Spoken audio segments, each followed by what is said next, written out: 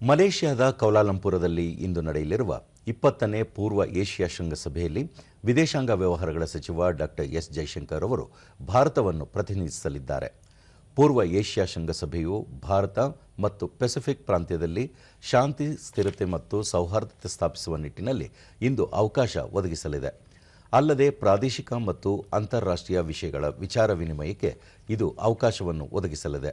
ಡಾ ಎಸ್ ಜೈಶಂಕರ್ ಅವರು ನಿನ್ನೆ ಕೌಲಾಲಂಪುರದಲ್ಲಿ ನಡೆದ 47ನೇ ಆಸಿಯಾನ್ ಶೃಂಗಸಭೆಯ ಸಂದರ್ಭದಲ್ಲಿ ಸಿಂಗಾಪುರ ವಿದೇಶಾಂಗ ಸಚಿವ PVN ಬಾಲಕೃಷ್ಣನ್ ಅವರನ್ನು ಭೇಟಿಯಾಗಿ ಉಭಯ ದೇಶಗಳ ನಡುವಿನ ಸಹಕಾರವನ್ನು ಇನ್ನಷ್ಟು ಗಾಢವಾಗಿಸಲು ಹೊಸ ಮಾರ್ಗಗಳನ್ನು ಅನ್ವೇಷಿಸುವ ಕುರಿತು ಚರ್ಚಿಸಿದರು.